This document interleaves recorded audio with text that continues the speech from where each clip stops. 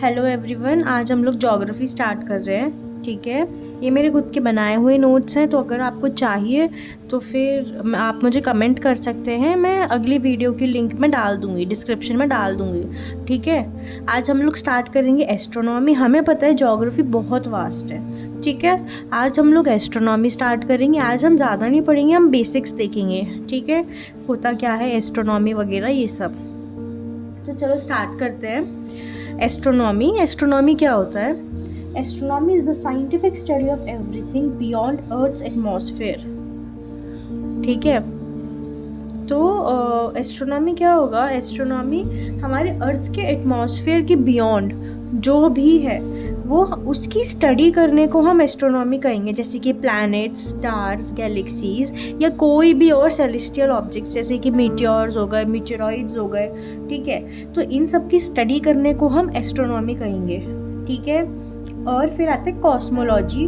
तो कॉस्मोलॉजी कुछ लोग बोलते हैं कि कॉस्मोलॉजी और एस्ट्रोनॉमी सेम होता है, बट वो सेम नहीं होता है। ठीक है, एस्ट्रोनॉमी तो हो गया scientific study of everything beyond earth's atmosphere, और कॉस्मोलॉजी होगा it is a branch of astronomy. ठीक है, वो उसकी ब्रांच है। तो cosmology is a branch of astronomy that specifically focuses on origin, evolution, structure etcetera of universe as a whole.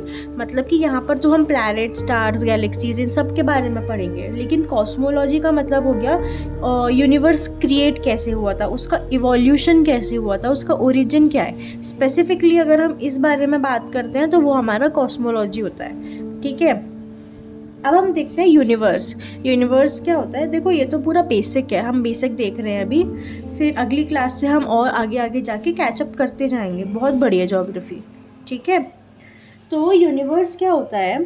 Universe is a huge endless space that contains everything. ठीक है, endless space, universe क्या होगा? एक बहुत huge, बहुत बड़ा endless space है। मतलब आप उसको नाप नहीं सकते हो, एंडलेस है। ठीक है, उसका कोई एंड नहीं है।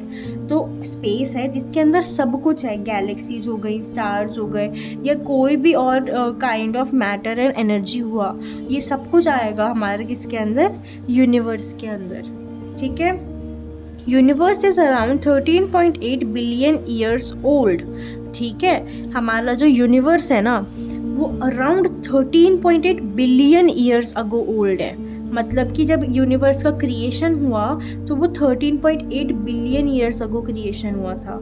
ठीक है, the universe begin from an extremely hot dense state called singularity.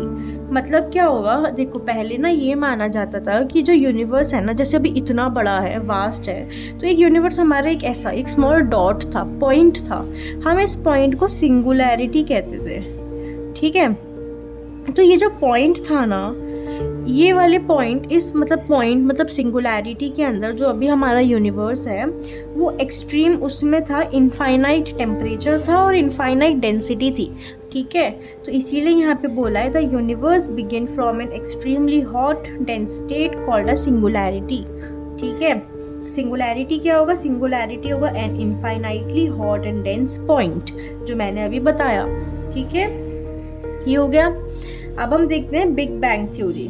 Big bang theory का नाम तो सबने सुना होगा, बिग बैंग थ्योरी होती है, बिग बैंग थ्योरी, बट असल में होता क्या है मुझे नहीं लगता सबको पता होगा, तो आज देखते हैं।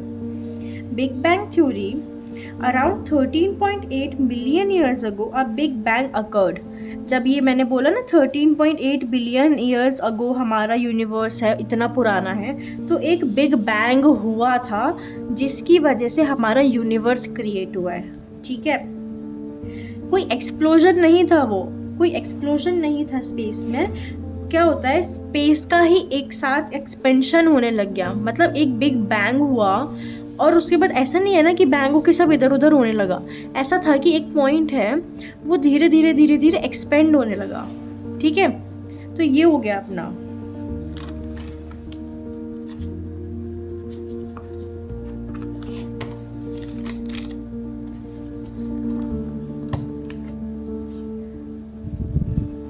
तो immediately after the big bang the universe expanded rapidly. जब बिग बैंग हुआ तो जो यूनिवर्स है ना वो एक्सपेंड होने लगा, स्प्रेड होने लगा, फैलने लगा। ठीक है, तो जब वो फैलता है ना उसको इन्फ्लेशन कहते हैं, ठीक है। जॉर्ज लेमेट्रे, देखो एक चीज़ और, कुछ लोग कहते हैं कि जॉर्ज लेमेट्रे ने ही बिग बैंग थ्योरी दी है, बट ऐसा नहीं है। जॉर्ज लेमेट्रे ने नहीं दी है। मेरे हिसाब से लेमेट्रे की स्पेलिंग गलत है। आई थिंक हम चेक कर लेंगे, मैं आपको बता दूंगी। अगर लेमेट्रे की स्पेलिंग गलत होगी ना तो मैं अगली वीडियो में आपको ज़रूर बताऊंगी, ठीक है। तो जॉर्ज लेमेट्रे ने प्रपोज किया था आइडिया कि यूनिवर्स जो है वो एक्सपेंड हो रहा है। जॉर्ज लेमेट्रे ने बिग बैंग थ्योरी नहीं दी थी। कुछ लोग बोलते हैं कि जॉर्ज लेमेट्रे ने ही बिग बैंग थ्योरी दिया, बट ऐसा नहीं है। जॉर्ज लेमेट्रे ने प्रपोज किया था idea of an expanding universe, जिसको बाद में फिर हम बिग बैंग थ्योरी कहने लगे, ठीक है। आफ्टर या during inflation quarks combine to form protons and neutrons. Quarks क्या होते हैं? क्वार्क्स होते हैं स्मॉलेस्ट एलिमेंट्स, मतलब एटम्स से भी जो छोटे होते हैं ना वो होते हैं क्वार्क्स, ठीक है। तो जब इन्फ्लेशन होने लगा ना तो क्वार्क्स मिलने लगे किसके संग? प्रोटॉन्स के संग और न्यूट्रॉन्स के साथ, ठीक है। इलेक्ट्रॉन्स वहाँ पे इंडिपेंडेंटली पहले से ही प्रेजेंट थे। तो क्या होता है ना, अब इलेक्ट्रॉन्स जो है ना वो न्यूक्लियाई के संग कंबाइन होने लगे। न्यूक्लियाई का मतलब क्या हुआ? न्यूक्लियाई का मतलब वो प्रोटॉन्स और न्यूट्रॉन्स के साथ। हमें ये पता है एटम का consist of electrons, protons and neutrons, है ना। तो वही इलेक्ट्रॉन्स पहले से ही थे, ठीक है। और जो अपना इलेक्ट्रॉन्स हैं जब वो प्रोटॉन्स और न्यूट्रॉन्स के संग कंबाइन होने लगे तो उनने क्या बनाया? एक एटम, ठीक है। ऐसे धीरे धीरे करके एटम्स फॉर्म होने लगे, ठीक है। अब एटम्स कैसे फॉर्म होंगे? किस चीज़ के पहले फॉर्म होंगे एटम्स? तो सबसे पहले हमारे क्या होते हैं? हाइड्रोजन के और हीलियम के एटम सबसे पहले फॉर्म होते हैं, ठीक है। लाइटर एलिमेंट्स हैं, क्योंकि हाइड्रोजन और हीलियम तो लाइटर एलिमेंट्स के जो हमारे एटम्स हैं वो पहले फॉर्म होते हैं, ठीक है। अगर हम बात करें यूनिवर्स में लाइट की, तो जब तक एटम फॉर्म नहीं हुआ था ना इलेक्ट्रॉन्स फ्री थे। मतलब कि आप ये देखो जो इलेक्ट्रॉन्स है ना वो प्रोटॉन्स और न्यूट्रॉन्स दोनों के संग कंबाइन होकर के एटम बने, ठीक है। लेकिन जब तक प्रोटॉन्स और न्यूट्रॉन्स नहीं थे, एटम्स नहीं बने थे, तो तब तक इलेक्ट्रॉन्स इंडिपेंडेंट थे, ठीक है। और अगर इलेक्ट्रॉन्स इंडिपेंडेंट थे तो वो फ्रीली इधर उधर फैले हुए थे, ठीक है। तो before atoms formed electrons were free, ठीक है। Photons kept colliding with free electrons. Photons क्या होते हैं? फोटॉन्स तुम ये मान लो, फोटॉन्स होते हैं लाइट के छोटे छोटे packets, tiny packets of light, ठीक है। तो जब वो फोटॉन्स है ना, फोटॉन्स उन इलेक्ट्रॉन्स के बीच में ही कोलाइड होते गए, जैसे कि ये सब अपने क्या है? इलेक्ट्रॉन्स हैं। और जब लाइट आई तो वो इनके बीच में ही कोलाइड होती गई, तो वो आगे नहीं स्ट्रेच हो पाई, आगे जा ही नहीं पाई, ट्रैवल नहीं कर पाई।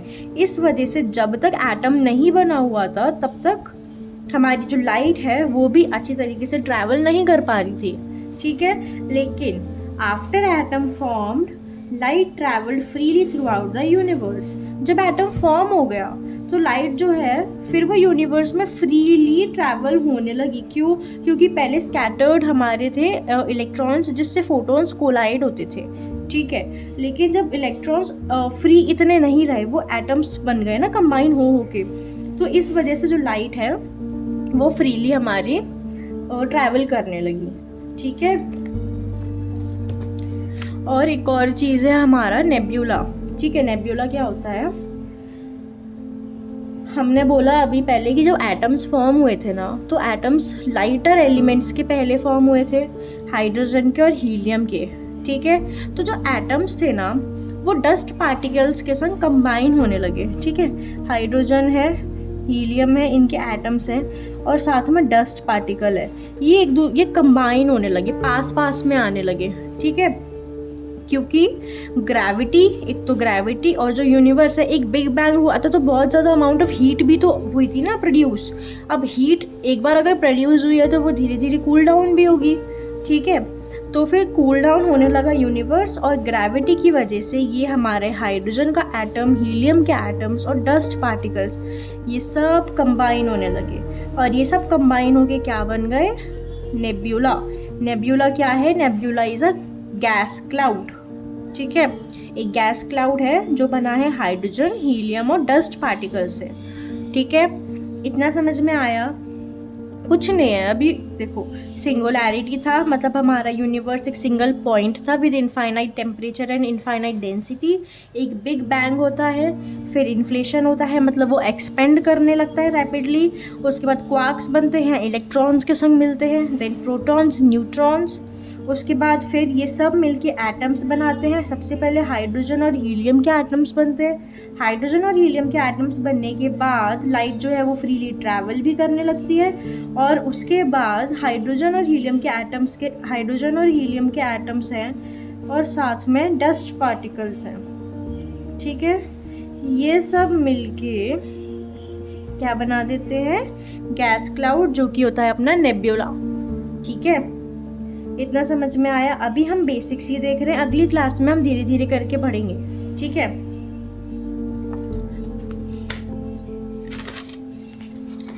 एक और चीज़ है बिग बैंग थ्योरी से रिलेटेड कि हमारा एविडेंसेस क्या है। मतलब एक थ्योरी, ऑब्वियसली अगर किसी भी थ्योरी के एविडेंस नहीं है तो वो हाइपोथेसिस बन जाती है ना। बट ये हाइपोथेसिस नहीं है, ये थ्योरी है। ऑब्वियसली इसके कोई एविडेंसेस होंगे।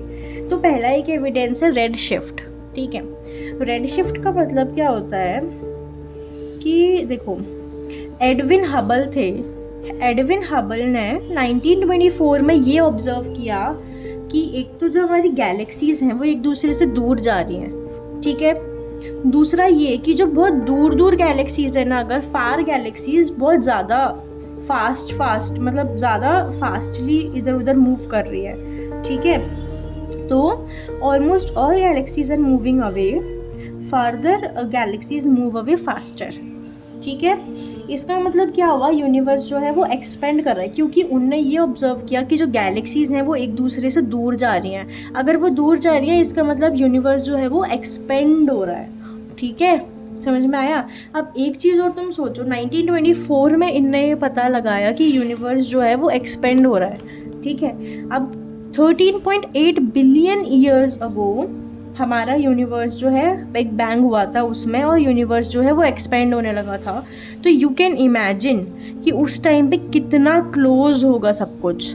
ठीक है, फिर धीरे धीरे तब से एक्सपेंशन चल ही रहा है, तब से वो एक्सपेंड हो ही रहा है और अभी भी हो रहा है। ठीक है, और दूसरा है कॉस्मिक माइक्रोवेव बैकग्राउंड रेडिएशन। ठीक है, ये क्या होता है ना, देखो मैंने तुम्हें ये बताया था कि फोटॉन्स जो हैं वो ट्रैवल नहीं कर पा रहे थे, और उसके बाद फिर लाइट जो है वो एटम्स के फॉर्मेशन के बाद फ्रीली ट्रैवल करने लगी। ठीक है, तो वो जब वो फ्रीली ट्रैवल करने लगी ना, वो जो ट्रैवल करती हुई लाइट थी ना, वो हमारी एंशिएंट लाइट है, जो जिसने ट्रैवल करना चालू किया था 13.8 बिलियन ईयर्स अगो। ठीक है, और वो अभी तक ट्रैवल ही कर रही है। क्यों?